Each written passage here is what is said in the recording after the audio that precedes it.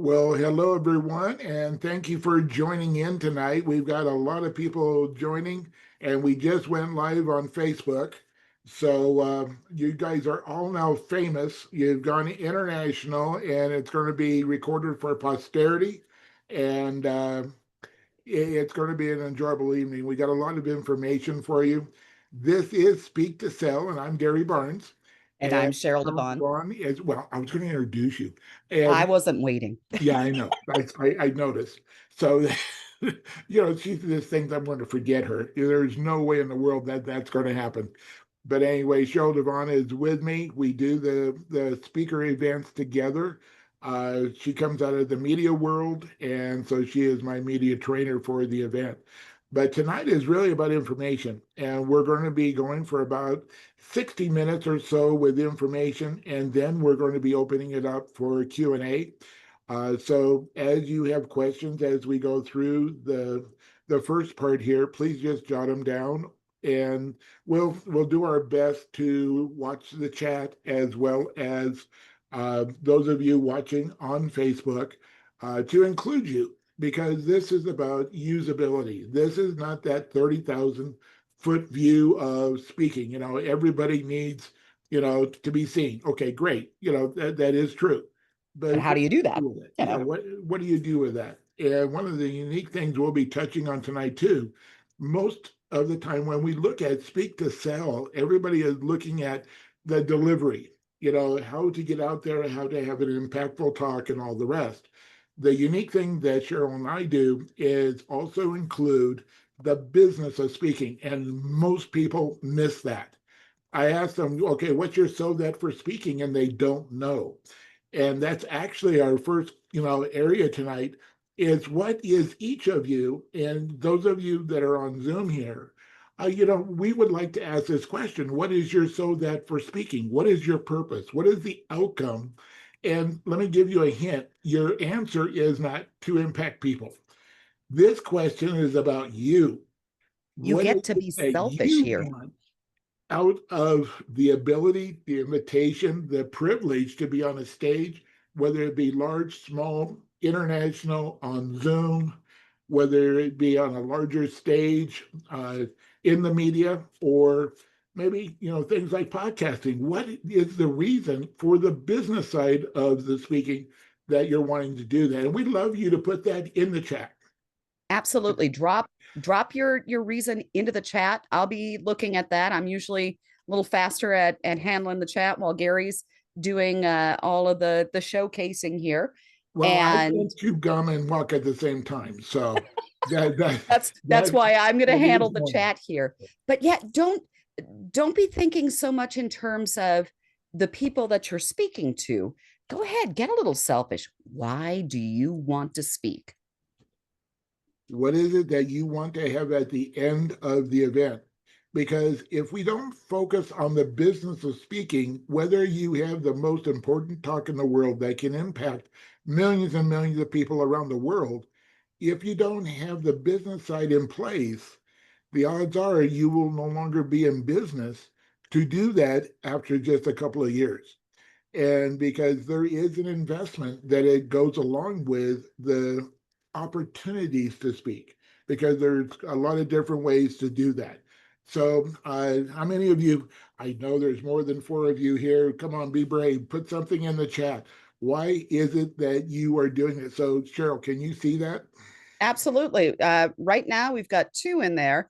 And I think it seems to be the prevailing theme: financial freedom and time freedom, two of our most important assets. So, what does that mean to you? Sheral, go ahead and address that first, and then I'll chime in. And I also saw Greg to do, there was something else that Greg put in. Uh, I'm not seeing it. He may have just sent it solely to you because I'm not seeing it. Oh, Greg, are okay. you I'll being go. shy? Are you being shy Oh, there? no, I actually, it was stuck on Gary. I just sent it again, I thought. Everyone is stuck on Gary. Come on. I Yeah, was going to this is the way say of the that that world. doesn't surprise me. Well, as long as we went ahead and called you out. Greg, you want to just tell everybody what your reason is? Sure. So, I want to improve my, I guess, my speaking business because of the knowledge I have in my industry to sell more of our service offerings for my company. So it's another, well, it's not another means. I think it's a one-to-many aspect, which I really enjoy, and so I really want to start to leverage that more often. So that's why. So one of the things that to be able to get on stages, conditional words will be a block for all of us if we use them. And you using maybe if I want to, instead of making definitives, I'm doing this for this purpose. And so the clarity there is really important. And we have a tendency to do that when we're not quite sure of our credibility at times. Now, I know Greg, and Greg has a lot of credibility in his industry. I mean, it's tremendous. And Very much. but just because it's a new platform doesn't mean that credibility doesn't come across over on the other side. And sometimes it's almost like when somebody says, well, I'm new. Well, what do I charge when I'm new?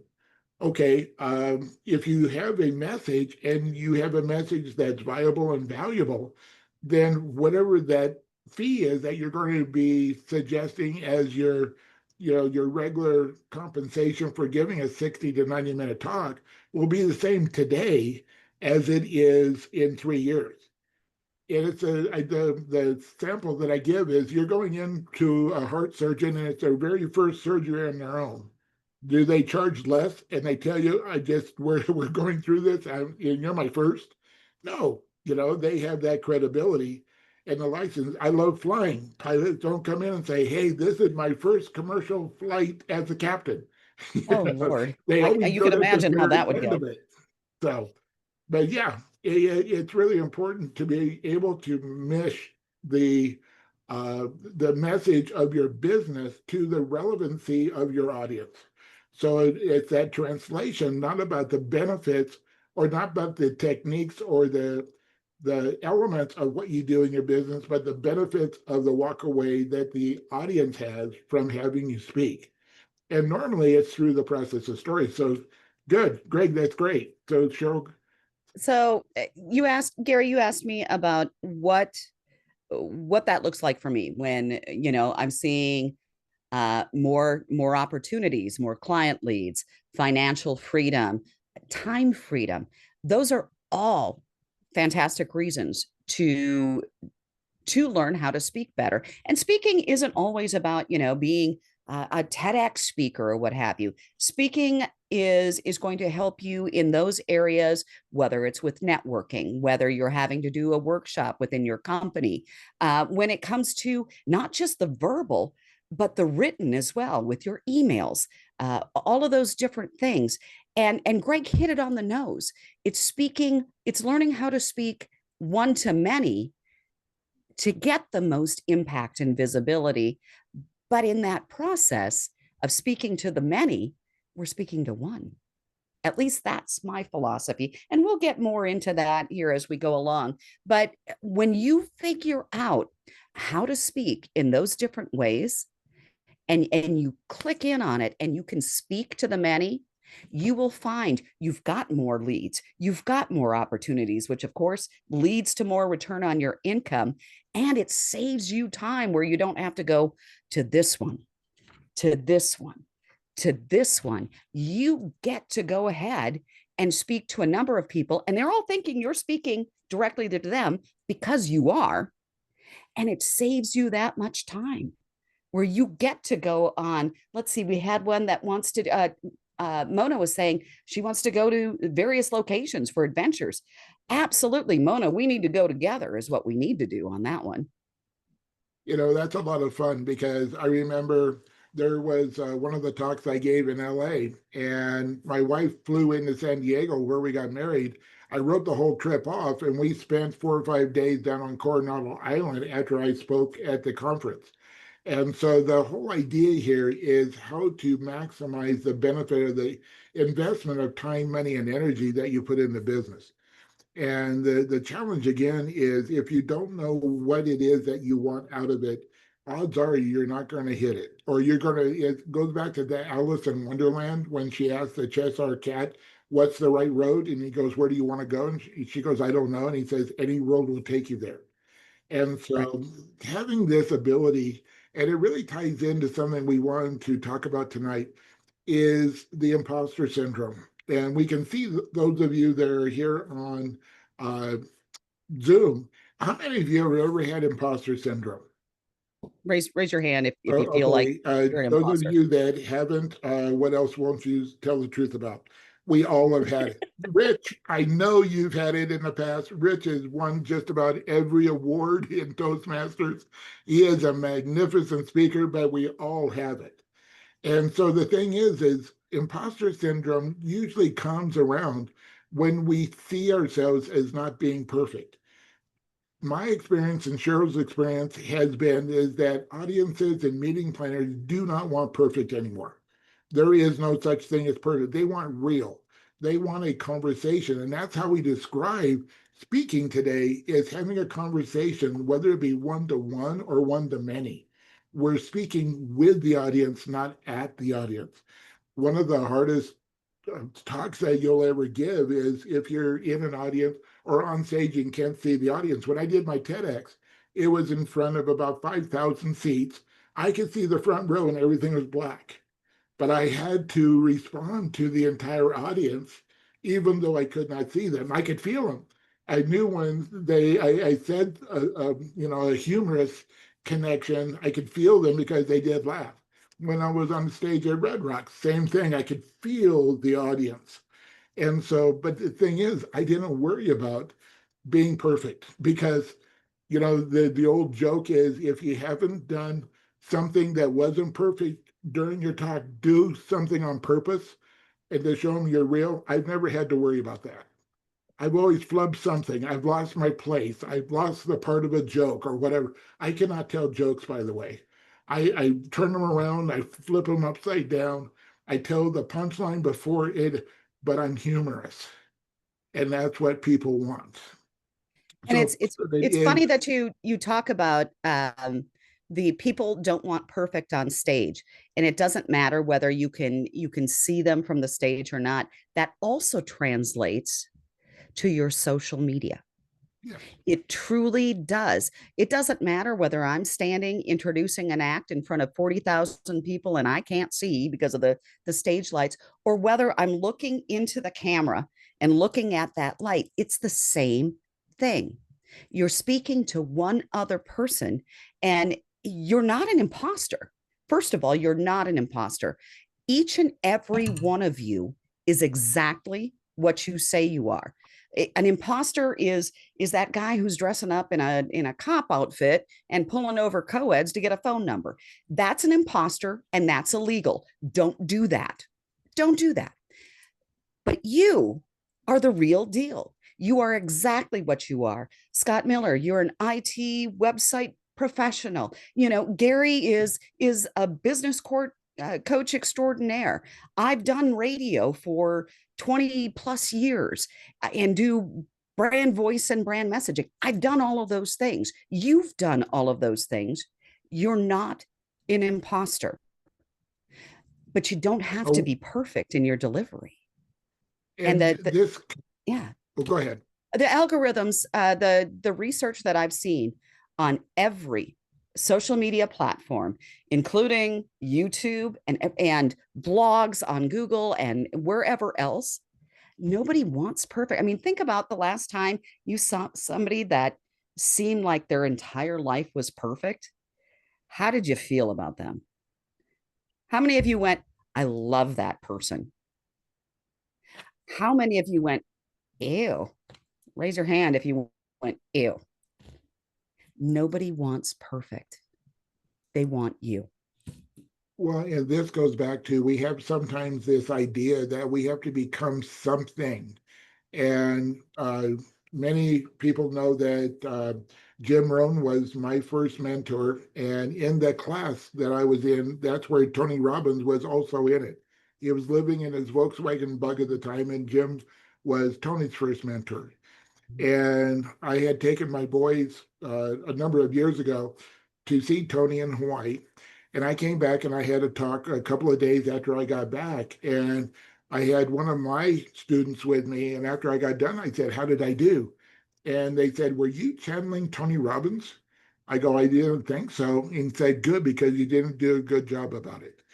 The whole idea is you are you. I've shared the stage with someone. Do you know who Stedman Graham is? It's Oprah's boyfriend. Oprah's He is very other half. dry, but he is one of the funniest people on the planet. I shared a stage with him. I've shared the stage with Jack Canfield.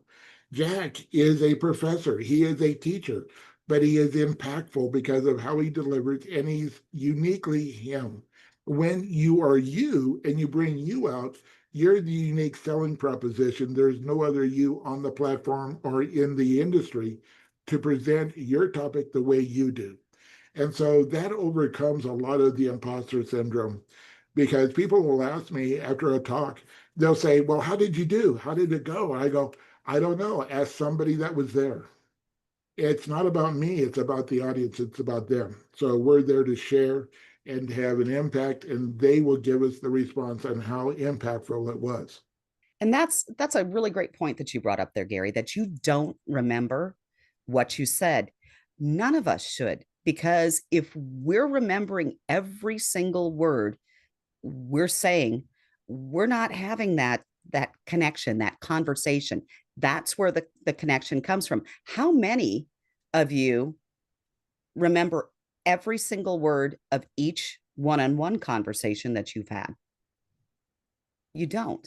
No, That's because you're having that conversation, that communication connection that goes whatever situation it is, whether it's in the workplace, at home, wherever, you're not thinking about it.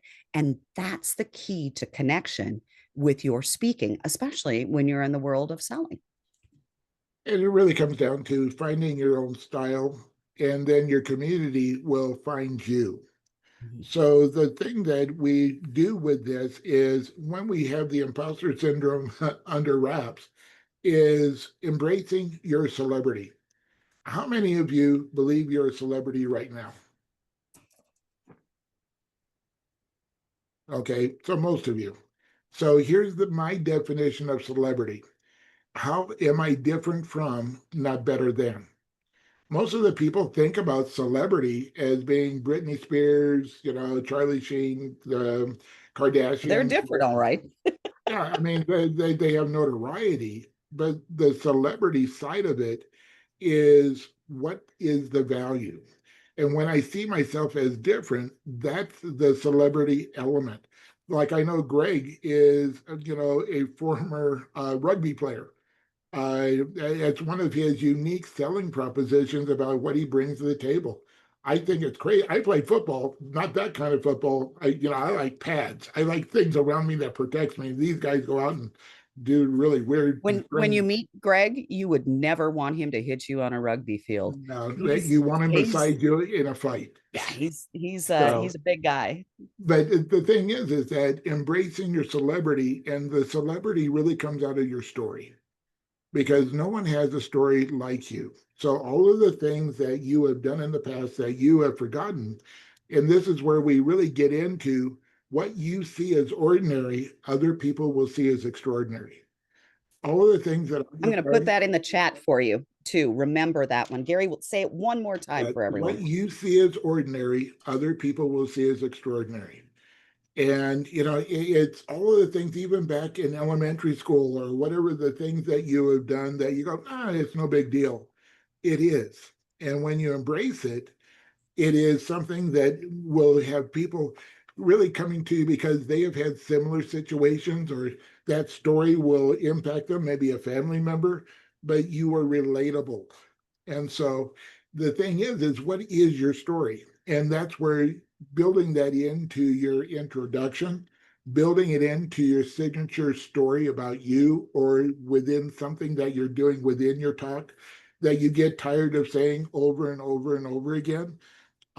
My signature story, if I don't tell it, people will bring me back on stage and say, "You didn't finish the talk because you didn't tell your story." And it's like going to your favorite band back in the day that you really loved. You go to their concert today and they don't do that song. You feel cheated. And so you get known for some of these intricacies that allow you to have that notability, because people will remember stories, they will forget facts. So your name, they're going to forget, but your story, elements of your story, they will be able to find you later on. Like for me, it's called the Beaver story, or the football story. Those are the two things that are always in one of my talks. And either of those, I have the URL that will direct them to me. So embracing the celebrity, and what we would love to have you do is, out of this, we always like to give homework, is sometime between, we're coming up to a unique, weekend. And by the time the weekend is over, would you write out your, the celebrity, just list it out, all the things you have done in your life, no matter how big or how small. I You could have remember taken second place in a beautiful baby contest, I like did. somebody has. But I was born with two heads, and that's a Yes, he story for was. another day. Literally, my dad almost fainted because I had something. And so I literally have a man-made head, which makes me the Jay Leno head that I have, perfectly rounded and whatever that they say. But there was an award that I won a number of. Well, I was I think 10 or 12, and I was in the punt, pass, and kick contest, and I was the second. I won second place.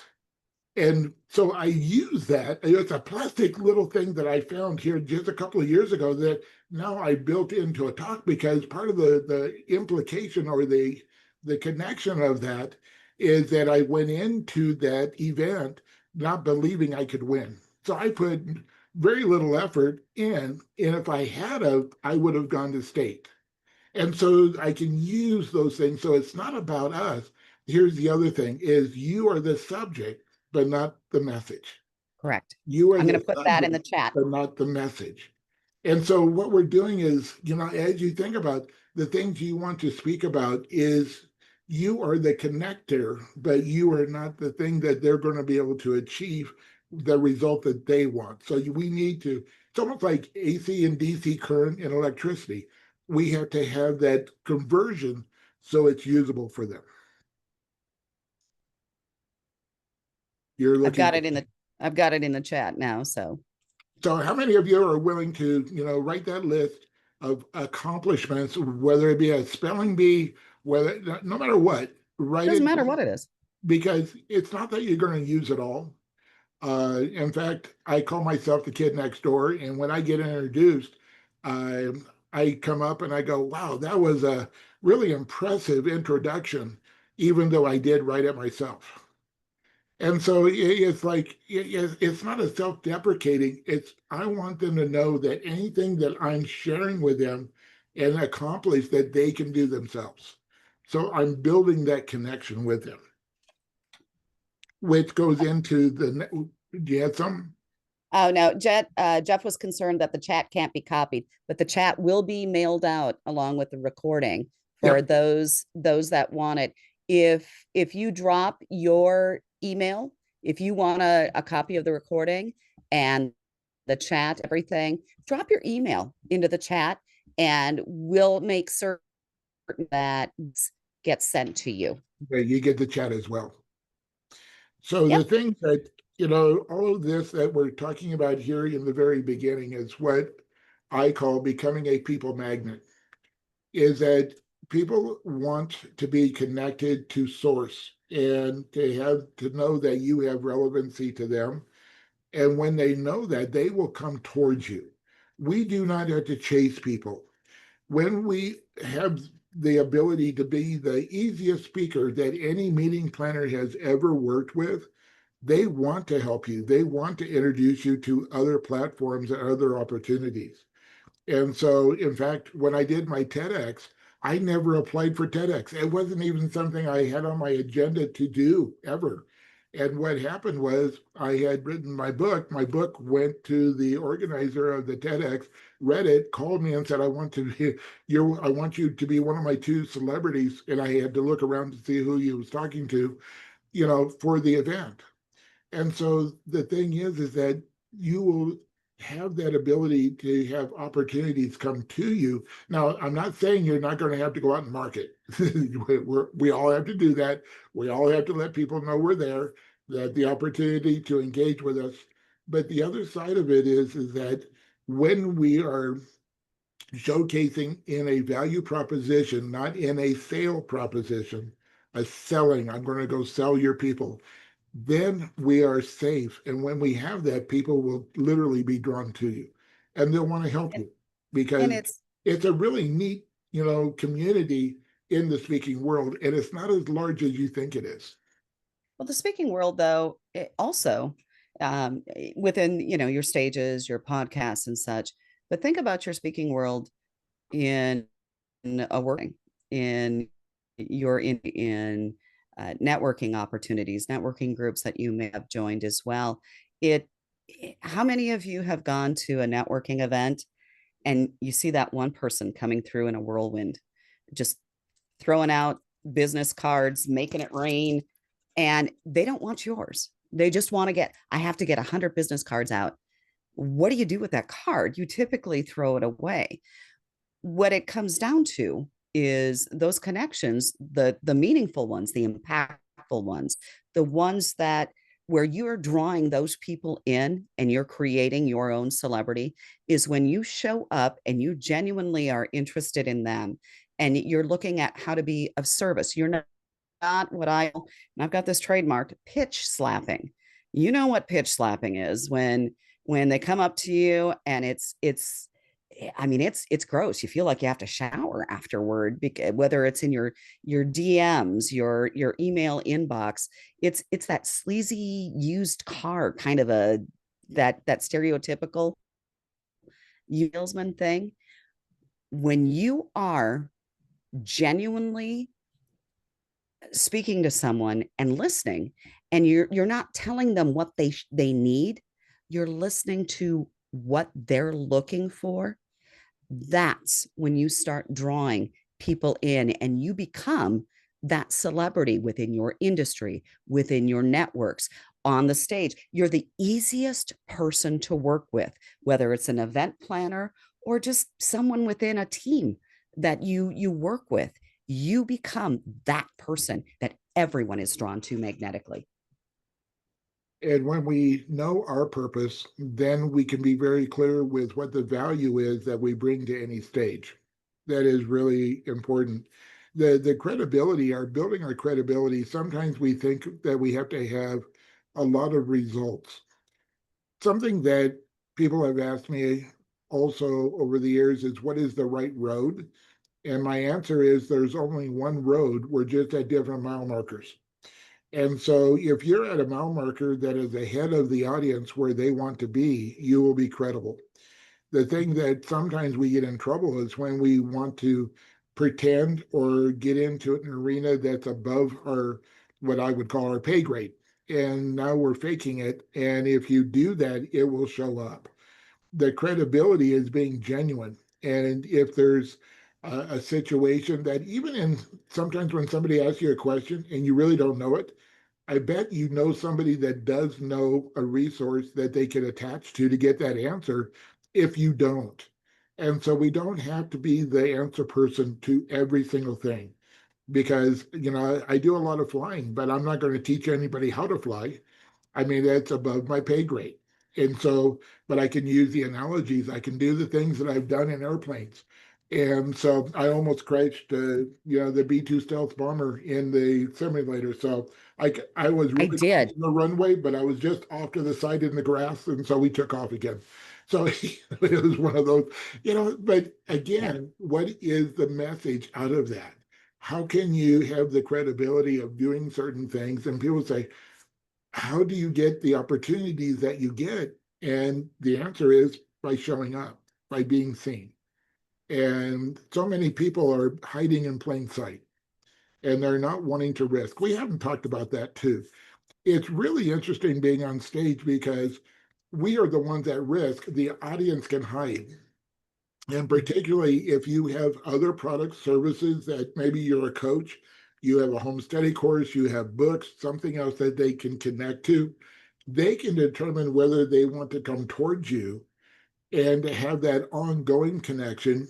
We are the ones that are up there showcasing that I am there to serve you. I'm not here to sell you. And when we have that, they have more permission to come towards us because we become safer at that point. It's part of the trilogy that you always talk about, Gary. Be seen, be safe, be relevant.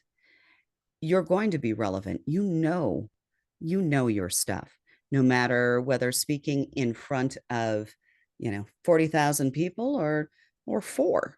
It doesn't matter. You know your stuff. The hiding, the crowd hiding or the individual hiding, that comes from, they put up that wall. You've seen it, where you begin to discuss your business, you begin to discuss your industry and the things that you do. And if you know what I'm talking about, the invisible wall goes up, and they're just like, mm-mm. You're vulnerable at that point. How do you handle that? By being safe, by having that conversation, by not doing the pitch slapping, by just being open to serving. It's like the buddy who needs help moving. They're going to offer you a beer and pizza to move. Do you really want it? No, but you want to be of service, and they feel safe asking you to help them with different things. It's that same concept here. You want to just be safe so that you need to show up, you need to be seen, because 90% of see you later, Rich. He'll get the recording. 90% of success is going to be in showing up, because 90% of people won't. You will. You will. Just by showing up, that's your first step to winning. That second one is being of service, being safe. And relevant. You've already got that down because you know what you're talking about. Well, and relevant is also with the audience. Do they need what you have? We could almost uniformly say yes. Yes. The other question, though, is do they want what you have? Because if they don't have both of the want and the need both connected, then you will lose the glue, because now we're ahead of their curve. They don't see the relevancy. I ask audiences that are in the health industry all the time, do Americans want to be healthy? And the answer I normally get is absolutely, they do. And I go, well, let me ask you another question. If that is true, why is McDonald's the #1 restaurant in America? I go, what do Americans really want? Fast, cheap, and it's not that anymore. And convenient, fast, cheap, and tastes good. They think it tastes good. Yeah. And so it's that immediate gratification. But when do Americans want to be healthy? It's when they're sick. And when they're sick, they go, well, do I need to change my attitude in my industry? I go, no, you have to change your connection. You have to, and it goes way back to, people will do things for pleasure or alleviate pain. They will alleviate pain or do it for pleasure. So when we show them what the benefits are, that instead of the features, we have a tendency to go into the features. People don't care if you go into your doctor and you're bleeding, you don't care about the shiny instruments and all the other things. You care about, doc, I'll look at your equipment later if you'll just take care of my pain. Can you get me to stop bleeding? Yeah. If you get me to stop bleeding, then I'll be there for you. And so, but we have been taught in marketing a lot is that it's about the features. And we're seeing the shift in marketing now, really totally going to the benefit. And so in speaking, Finally. it's exactly the same way. And one of the things that we go through in designing and developing the credibility and the effectiveness of our speaking is the ability to listen. People think about speaking as speaking, which we use it to speak. But if we're not listening to the audience as we're giving the talks and getting that feedback and listening to the meeting planners about what they really want, we're not going to hit the target. I was speaking one time to the National Headache Foundation for Centura Health. And I made a mistake. I didn't ask enough questions, because I come in and I do my normal opening, sweep right, 23, and all the eyes just got so big. they didn't tell me that most of the audience were going to have active migraines. And I switched on a dime because I was paying attention to the audience, not listening to what I wanted to say. I was hearing what I was needing to say. And the National Headache Foundation organization gave me the best testimonial afterward because they said they never saw anybody switch on a dime to the needs of the audience like I had. And they didn't even want to come in and talk to me. But it's really easy to, get off track. When we start losing our place, it's when if you do that, you're thinking, not listening. And so And that's exactly it. nothing. That's exactly it. I mean, as Gary's talking about, part of the conversation is in listening. When he's talking about what he did with the National Headache Association, it's not necessarily their verbal. You're listening to nonverbal cues as well. You're looking at body language, you're paying attention. A lot of times we equate listening with getting enough information so that we can just blurt out our next thing. We want to know what our next words are going to be. We're listening to answer instead of actively listening to hear or see what it is your audience member, whether it's one or 1,000, what they need. They will tell you what is going on with them that fast. If you look at their body language, if you listen to the tone of their voice, if you watch the expressions on their face, a lot of times they will tell you. It's not so much in the words that they use, but in what they don't say to you. And we know have you been like me where you've gone into a situation and you're talking away and you immediately they're not into it. You get that gut feeling where I should just either change the subject or move on. Yeah. Anybody else get that too? Yeah. Listen to that. That's active listening.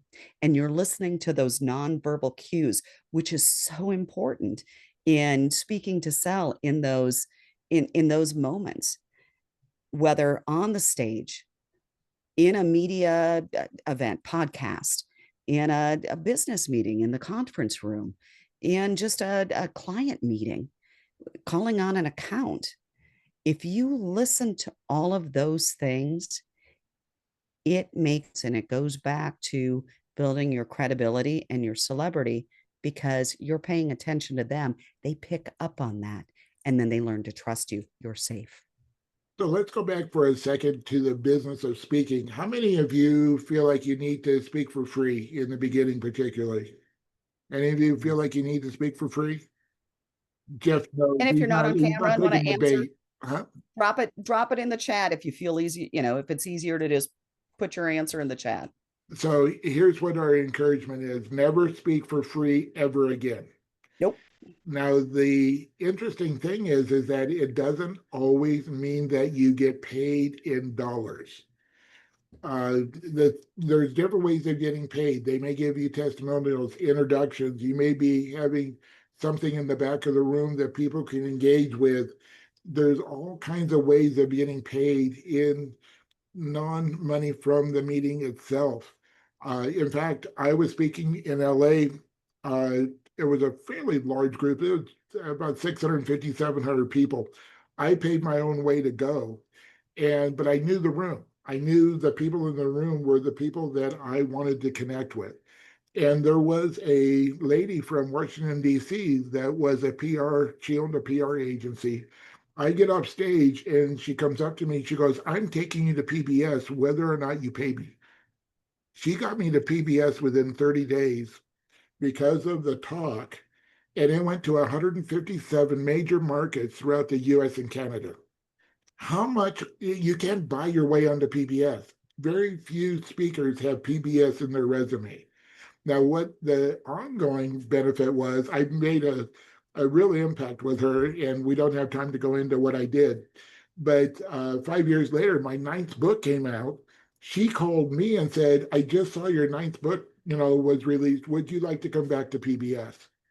I mean, the tens of thousands of dollars that I would have had to invest to have that impact with what, 50 million people throughout the US and Canada. So there's different ways of getting paid. And Greg brought up in the chat, he asked, what about travel? That indeed can be part of how you get paid rather than in a monetary amount. I know there have been times when I've been asked to speak where I flat out knew they didn't have the budget for it, but I really wanted to go to that location. And they were able to get me a flight, put me up in a hotel room, and I got to go and experience that particular place. I spent a weekend. I spoke for an hour, spent I think 4 5 hours total for an event, and I got to take in the most amazing destinations in Europe. It was a good time. It really was. So there's a lot of different things that you can get out of it. So the thing that you want to really key into, everything is negotiable. And so does it fit? Does this fit for me economically for the reasons that I want to connect with this audience? Everything is negotiable. A lot of times, if you're going to a major conference, the easiest thing for them to do is to give you a room at the hotel because they get a break. And the other thing to realize too is that if you have a book, you can actually give them X number of copies, and so they can buy your products because it's a different line item in their expense report. So they have the speaker fee, they have materials fee or education line item. Education. And so there's different ways of knowing. Like if you go to Florida or Texas, traditionally Texas hospitals will only pay $5,000 for a talk, but they'll buy $9,000 worth of your materials. You can actually make more money with your materials than you can with your talk, but by combining them, you make more than the normal speaker fee. So it's a matter of looking how to make it all work, what it is that you want out of it. And it makes sense for each of us, regardless of our profession or industry, to get in front of people with those speaking opportunities, because it does create more visibility for you and your profession. It gives you more of those contact leads. People need what you have, but they're not going to know they need what you have until you get in front of them and you begin to speak to them. Well, and how many of you right now consider yourselves a professional speaker? Okay. If you don't have your hand up, please put your hand up, because there's different ways of getting, what is the definition of a professional? Professional is someone that gets paid. And we have a tendency to think of getting a large check and all that. No, it's any of these areas that we were just talking about makes you because they compensated you in some way. You are there in business. You're just not doing it as a hobby.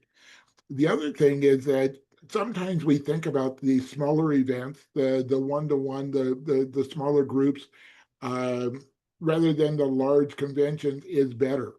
I prefer, even if it's a large convention, yes, in golf, they say drive for show, putt for dough. And it's the small little things that actually make the money. So if I'm at an event and I'm the keynote, I will volunteer to do a breakout session. Because if you're in an auditorium in the ballroom with hundreds and hundreds of people, they're more than likely, you're not going to be able to connect with very many of them. But in a breakout room, you're going to have more of an opportunity to have a real connection. And I look for quality over quantity. So if you have something, yeah, it's an ego thing sometimes. So, you've been on this stage that I never turn it down because it's a lot of fun. To be able to say something funny and have a whole audience laugh, and I mean, that's a rush. I mean, for me anyway. Oh, it's great. And now you're hearing the doorbell, and Crosby is becoming a celebrity. But the He's got thing a black lab. yeah, Black Lab. It's all about him. But when we look at one to one-to-many, the opportunity to impact an audience, and if it's a quality audience, why not? There's so here, let's go back to the business of speaking. How many of you have, if somebody was to ask you tonight to speak for an organization to do a 60 to 90-minute talk, what do you charge? Would you have that number off the top of your head? How many of you have that number? Okay, so this is the other homework we would like you to do by the end of the weekend. Pick a number, and we're going to give you a hint. If you're not at $2,500 or more, meeting planners see you Don't as take an it. amateur. It's $25 or $2,500 or more. Now, the thing is that will you have opportunities to go in for less than that? Yes, Mhm. you can always, here's a rule of thumb. You can always come down, you can never go up. You can always come And that's where the down, no, you can never go I'm, up. I'm going to put that in the chat, but that's where you're from. And sometimes the travel will equate to the amount that you would normally charge in dollars. Sometimes it's the experience. Sometimes it's like yesterday, I had an opportunity. I spoke, I ended up going and speaking, and it turned out to be one person. It was supposed to be more than one. There was one person. Do you know what I got from it? 48,000 contacts that are looking for what I do specifically. 48,000. Do I think they're all going to show up? No. But if I even get 1% of that, do you know what that does? You know what that does. Yeah, it's people that doesn't know who you are before that period, before that. But the thing with, there are times when you come down. When I did the uh, talk for the CPA group, they asked for if anybody would be on a panel to do a program on time management. And I said, sure, I would be. But it was like the Army. Somebody asked for volunteers and the whole line backed up and you were left there by yourself. Nobody else volunteered. So they gave me a breakout. It was the response was it was the number one program, number one event at that conference. And so we never know where the opportunity is going to come from. But have your number. And don't, here's the way to understand if that number is truly yours, if you have it ingrained in you. When you say it, it doesn't come out like, 2,500. No, it's Question. $2,500 or whatever it may be, whatever number that doesn't get stuck in your throat, but please, it needs to be above $2,500. Does that make sense? So it's positioning yourself of someone of value. If you go in and say it's $100 or give me whatever you have now, if somebody has particularly if it's local and there's a event and they say, well, we have an honorarium of $250, $500. I would rather be in front of an audience than sitting home looking for an audience to speak to. And they give me an honorarium, and normally they go, Gary's, uh, speaker fee. I mean, my speaker fee today is $10,000. That's the number we start with. And so they go, wow, you wouldn't believe what he gave us a deal because he cares about us and our message and what we're about. And that's that connection piece that we're all looking for. And so everything is negotiable, just like because technically, if we are always on a certain number, that's called price fixing, and we're not supposed to be doing that. And that gets to be another whole issue. But the We thing go is back to that that, illegal stuff we yeah, don't want to do. Yeah. but the whole idea is where are my opportunities?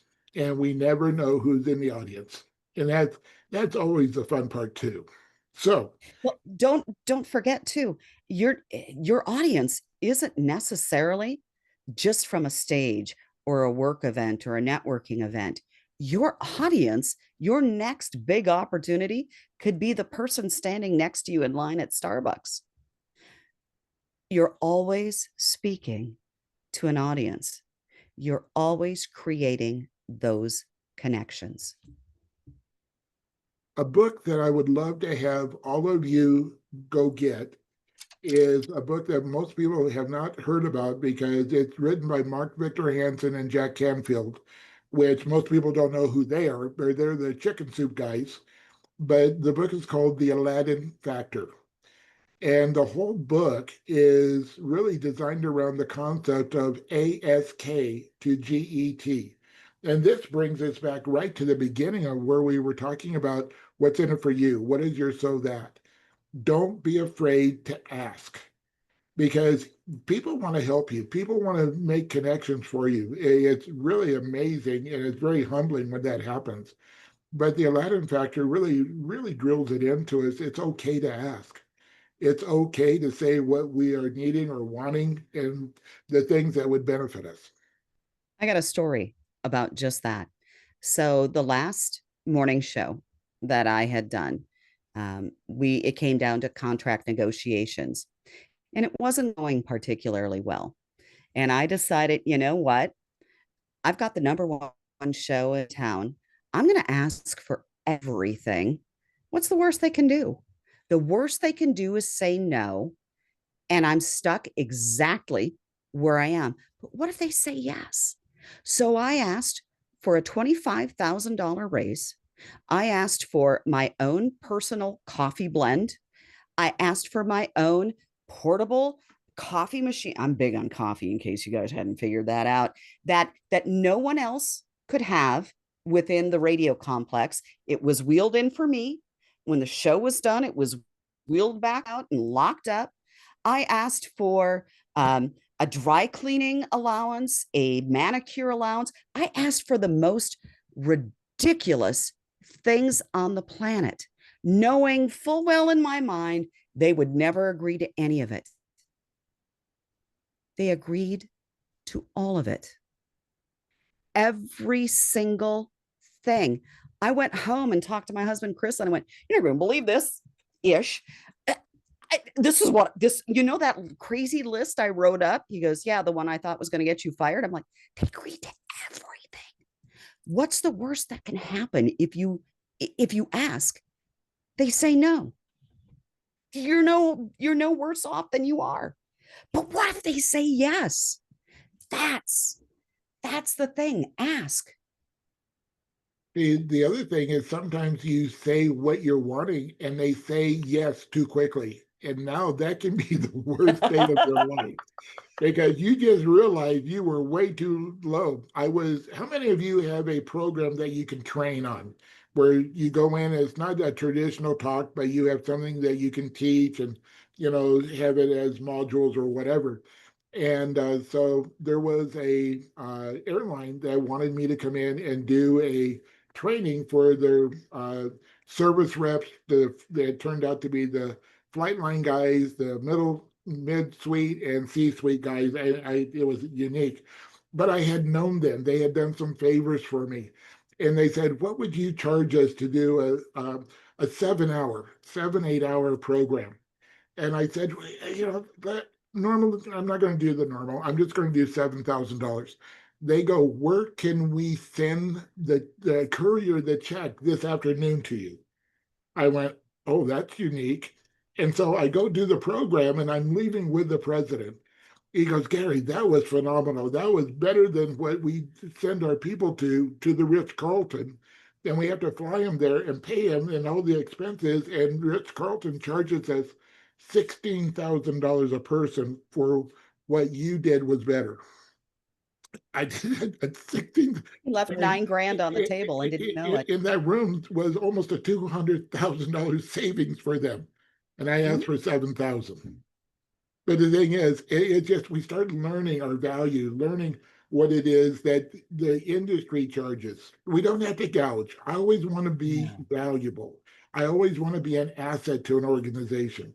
But the thing is that most people, and this is, and somewhat back to my business background, businesses that I work with almost always undercharge what they should be charging. And I'm one of them. Yeah. Hello, I'm one of them.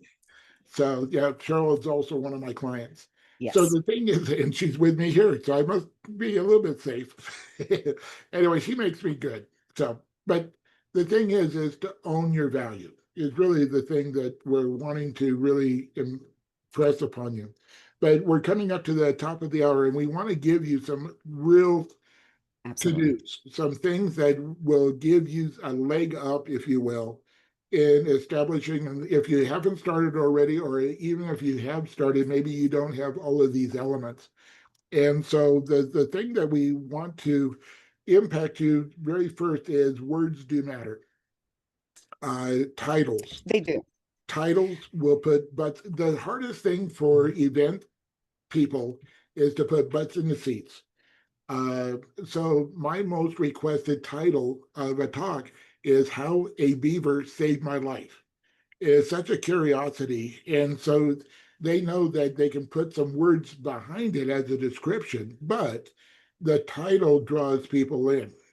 And so and Sheral has one, The Frog in the Throat. Uh, The frog in your throat, or that taking your voice from invisible to invincible. so the thing is, your titles will make or break you. And this equates back, if you, how many of you have a book? Once you have a book, you are more safe to any meeting planner or organization out there.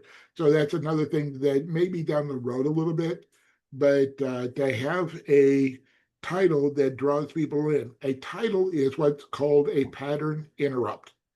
It doesn't really tell them anything. It just says in the white noise that's out there, oh, there's something different here. It's something to look at. So looking at your titles, what it is that you want to name for your talk that's going to give a benefit to the meeting planners is actually what it's going to do.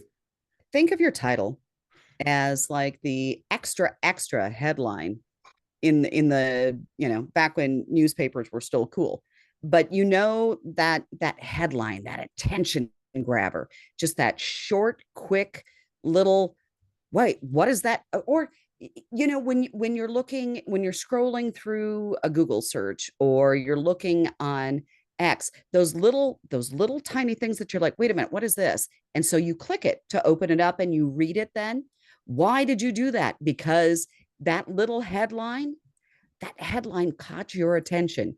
It was short, it was sweet, it didn't tell you exactly what was in there. It created curiosity. And that's exactly what your talk title and your talk topics, well, your topic's going to be a little different, but that talk title, that's exactly what you want to do with it, is create So, curiosity. and here's a little secret. Once you have your title and people start connecting to it, if you remember, we said people forget facts, they remember stories. Well, your name is a fact. They're going to forget your name. So as you have your title, get the URL attached to the title. Because when they start searching for you, like for me, how a beaver, I own the beaverguy.com, and it just goes over to my normal website. But they'll remember the story or elements of the story or beaver guy, whatever it is. And so you're going to end up with a plethora of URLs if you don't already have them. But the uniqueness is they're all then redirected to the same place, but you're making it easy for people to find you. You could have a bazillion domains like I have, and Scott knows, Scott's dealing with some of my website stuff. Literally, you can just take all of those domains and start pointing them all to the same page. That's that, and it actually will boost I'm glad I speak for a living, Gary. Your visibility, well, it boosts my visibility too, but your visibility on the back end with analytics, with your SEO, your Google searches, all of the different things, it actually will boost you up, even to have those different domain names pointed at your website. I could be wrong, Scott. You can tell me if I'm totally out of my mind with that, but I don't think so, because I think I learned that from you. So So Greg. some of the other So SEO is XEO is fabulous. There's a new thing called GEO. That's generative engine optimization. So the majority of users now actually find you through AI. So That's true. I read that. I didn't know what it was called. yeah. And then a couple of weeks ago, Wall Street had an article on it. It was really interesting. I mean, you still need to have search optimization, but you need to have what we call generative Yeah. optimization. So Scott's probably aware Yes. of that as well. So there is a way to do that, because what happens is that the people will type, like now, if you type into Google, Gemini gives you that summary. So that's what you want to True. look at, right? So that's how you want to, and you want to start writing to that AI. And the great thing about that is that they want real stories, citations. So Uh-huh. that builds your authority. It's like if you have a book, or if you have a blog, or you have a special thing like how a beaver saved my life, right? Now, if you probably search for that, it probably refers to Gary Barnes and his book, and on and on and on and on and on. It just goes on for crazy. So yes, you do need SEO, but start to think about GEO. There is a way to do it. It goes back to what you just said, Greg, that I love these because I learn things from you guys just as much as I hope you're learning from us as well. But literally it goes back to what we talked about earlier with you don't need to be perfect. Share your story, be authentic with it. It's going to pull. It's going to pull with AI. I did GEO. Okay, I've learned something new. Now I know what to call it. But yes, with Chat GPT is one of the biggest searches now because of uh, the whole boom of AI, and with a lot of your younger generations, that's where they're going to find to find you. So tap into that AI. We'll talk about this here in a minute, but we've got some And AI and, for and you also as well there coming up. today, Google just announced that you can actually start advertising in the actual AI. So Oh, was that released today? that was available today. So now you can raise you can put an ad into the AI and it'll come up if you want to sell something. So now's a great time to get in early, right? Because it's going to get saturated. Well, That's and the thing is, things are always going to be changing, updating, improving, Yes. hopefully.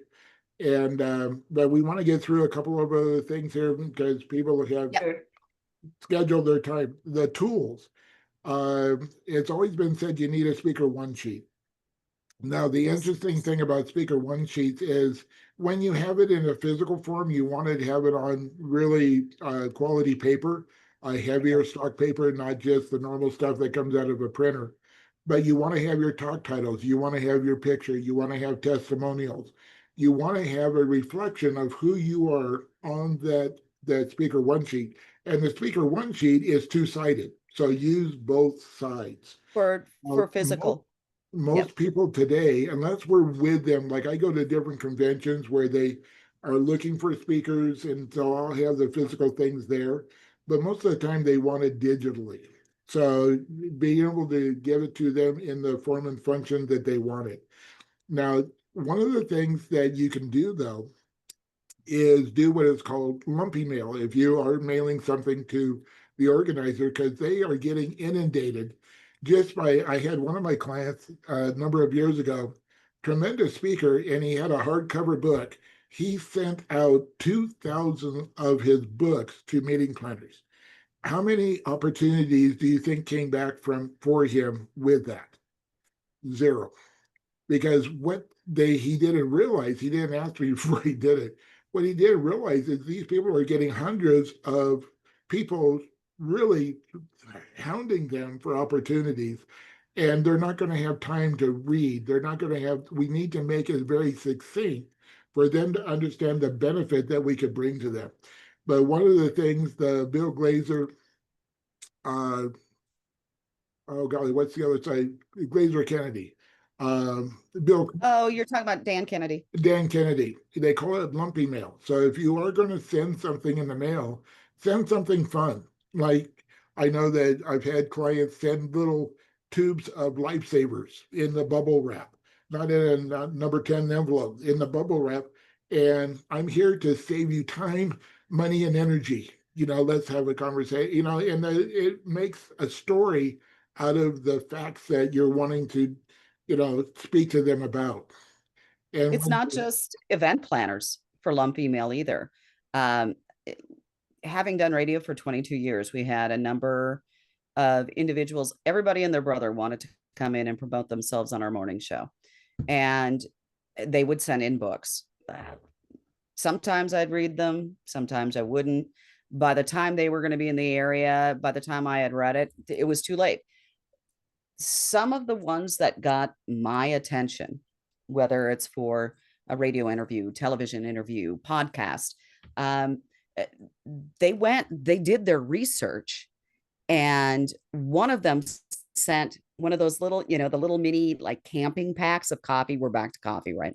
Sent me the little mini pack of coffee and said, if you want to get you and your audience energized, book me for your show.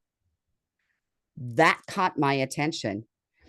They weren't particularly, what they were pitching wasn't particularly good, but they were fun, and we brought them on the show because of a $5 little packet of, well, back in the day it was probably $2 of coffee. It was something different, something that made them stand out, elevate and separate. Those are the types of things you want to do. So with your speaker one sheet, like Gary said, two sides of it, make it unique, make it stand out. Don't make it the same boring thing. If you're doing it digitally, which a lot of people are, you can put it on speaker sites, you can put it on your website or whatever. Stick to 2 pages, no more than that. Don't do your standard Canva templates. And one other little tip with that is to set it up as a PDF, but a flattened PDF flat, so that if someone does want to go ahead and print it out and take it to somebody else, the decision maker, it's not going to be all funky when you print it out. So along with the speaker one sheet, as soon as you can, and this is another reason why doing something quote for free could be beneficial, is get video of you actually doing a talk. There's 2 sides. One is a sizzle reel. That's the fancy one that is all the highlights and makes you look really good. It's like your movie trailer. Your promo reel is 5 to 7 minutes uncut, because they want to see you and not know that what you sent them was the best of the best, and then the rest of you is boring. And so they want to be saved. Here's the reality for people that bring in speakers, is they normally don't get credit for a good speaker, but they get blamed for a bad one. And so they want to do as much research about you to come in and know that they're not going to get burnt on that side. Another something that I just thought of is sometimes your impact with the person that can bring you in comes after you've spoken. And so when I went to PBS the first time, the reason I was there wasn't because of how good I was. It was because of the relationship they had with the PR director. And so I was coming in as an endorsement and a credibility piece because she had seen me speak. But when I went there, and this is where having a book is really beneficial, is I took books, and most people will give books to the interviewer, the celebrity per se. I took books for everyone. I took books for the receptionists, the grips, the camera people, the sound engineers, the whole 9 yards. Janitor, it doesn't matter. And everybody that was, and I stayed there and autographed every single book and personalized it to the entire crew. And her comment to me afterwards, we had a conversation. She goes, in 30 years, no one has ever taken care of the people that make me able to do what I do the way you did. Thank you. That's why 5 years later, she called me and said, would you like to come back? So I had built that credibility, that connection with her, and it didn't really cost me that much, but it was a forethought. How can I serve her in a way? And I didn't know, nobody else did it. It was a happy accident, but every time I do something, I always bring the extras for the people that make all of us look good. So Greg had a quick question. Do you professionally print your speaker one, or with your own laser printer? Depends on how good your printer is. I get mine professionally printed. Yeah, you really do. And you want it in color. Yes. Well, you don't want black and white. So I would just get it done. It's cheap. Yeah. Another secret is Oh, Alicia, thank you. There's got a couple of things that are going to come up afterwards. Alicia, thanks so much. We'll chat. Well, I know we'll chat this week. So the thing Sounds that, good, thanks. what? She just said, sounds good, thanks. Where was I? Talking about the printer and another secret. For most cities, you have Office Depot and Office Max are the same company.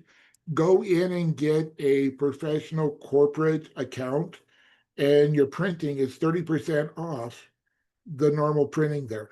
So it's a really neat way to connect and be able to have more of an affordable printing investment in the things that we put out. Now, you don't do your books there, but No. kind of flyers or things like that, that's where you can go. We're coming 10 minutes late, but we do want to let you know that if you have any questions about how to connect with Sheral and I, our next speaker boot camp is coming up in October. It's October 23, 24, and 25. And it will be here in Denver, Colorado. It's Speaker Mastery or breakthroughspeakermastery.com. And all of the information is there. So that's as much as a commercial that we're going to do for it tonight, but we want to make sure that we open it up for questions. So those of you again on Zoom here, any of you have questions about anything we talked about or things that we haven't talked about? Don't be shy, Yeah, because we take yourself off mute and please Fire shoot away. Wow, we must have done a really great job. Hey, Nobody. think we were so when you're pretty doing a close. reel, how do you do like, so I have like a reel that I have with me speaking in front of an audience, but it's so shitty. So do you how do you, I mean, what's your recommendation? Like, I mean, do you have a crew follow you around, or I mean, what do you do? Yes. Well, if you are going into the city and they're not taking, if there's not a professional videographer, you can a lot of times go to a local college to their multimedia department, and people that are going, they're studying to have a degree in some of these areas. You can And hire them you can cheap. go and pay them $150 to come in and tell them what you want. And you get permission from the organization, say, this is one of my negotiation for what I'm being paid is I'm bringing in a professional videographer or a photographer, both. And these are, so they know that they're there. You don't want to violate any kind of agreement with them. And there's two things you got to make sure of. You get a release from that videographer or photographer, because by law, any image they take is legally theirs. You have to legally have them sign off of all rights to this. And then you want the SIM card. SIM card, yeah, SIM card out of the SD card out of a camera. Yeah. Or you want the video back, so you're getting originals, and then you bring it home and you allow somebody else to put it together. Here in Denver, Colorado, we have somebody that is actually a movie producer that does the work for us.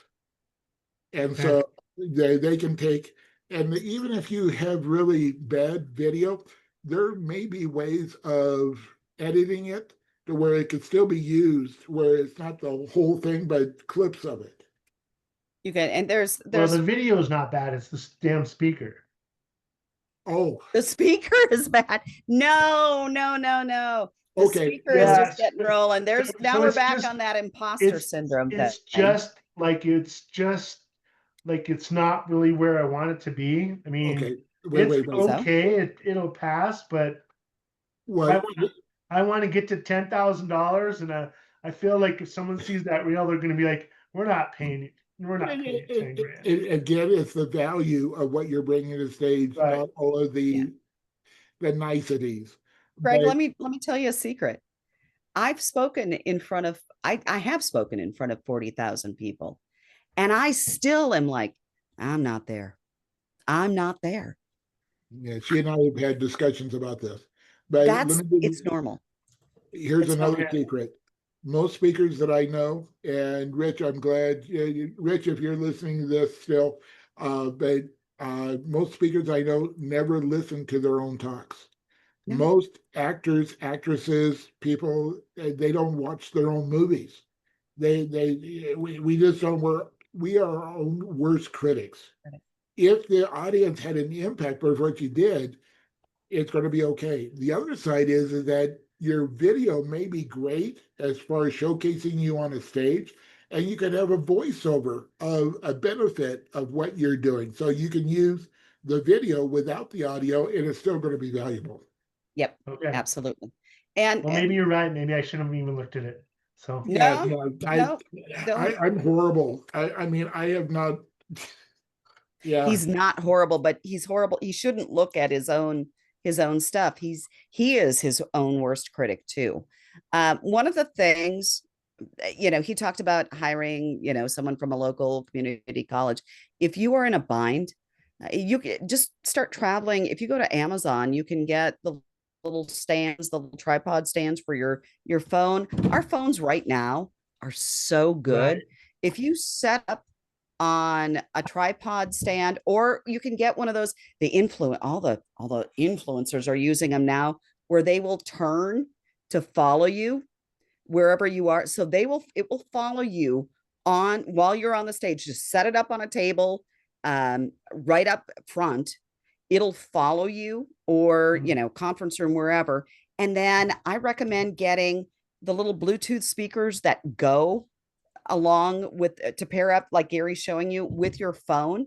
I've got they're little magnetic speakers, and I've got the receiver that plugs into the phone.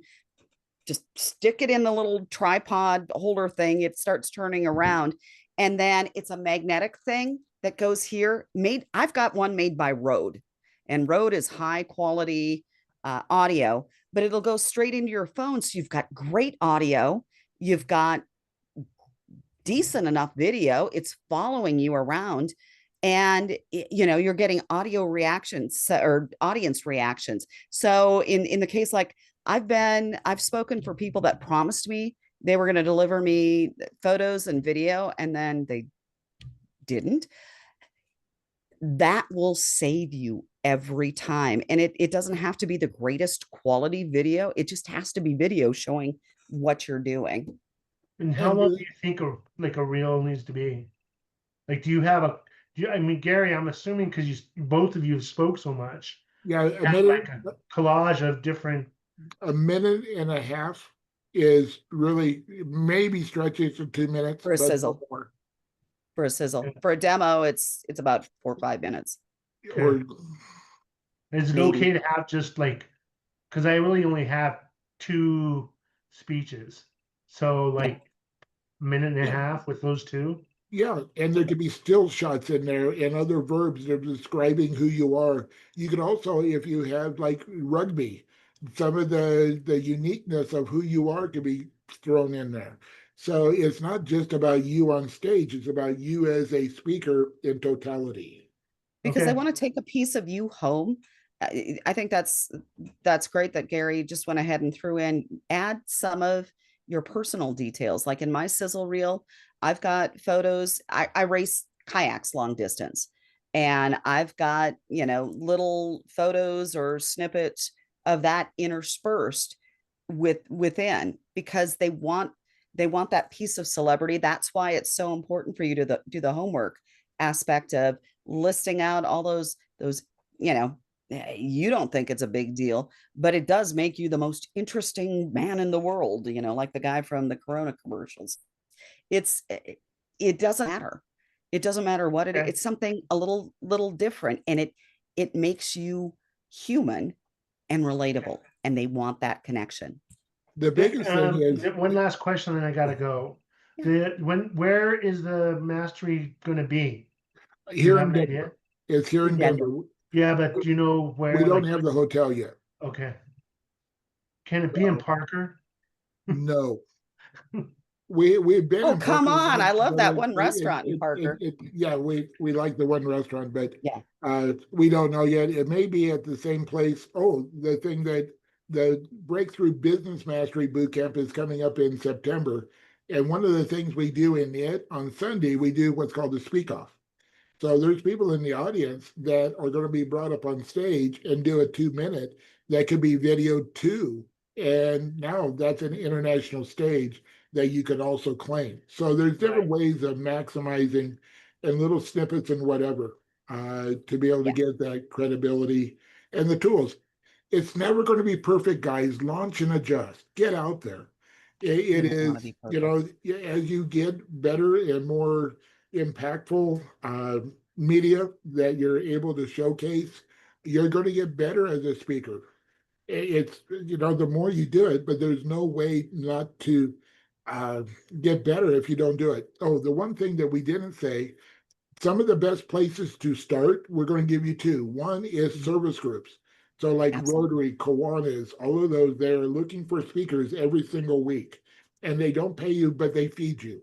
Uh, Chicken, a lot of traditionally, chicken. we call it the chicken circuit, not because you're scared, but because you eat chicken, whether it's breakfast, noon, or dinner. And it Uh, might be dry, it but might at be least dry, you but it's will not feed. about the food. Uh, the other thing is podcasting. Is do Absolutely. your own, but there are so many podcasts out there. Is just Guest on people to know you podcasts. have the availability, and uh, we don't have time tonight to go into the resources, but don't be afraid to ask. Hey, I'm a speaker. I have this topic. I have this value. Am I a good match for your audience? Am I somebody that could serve you?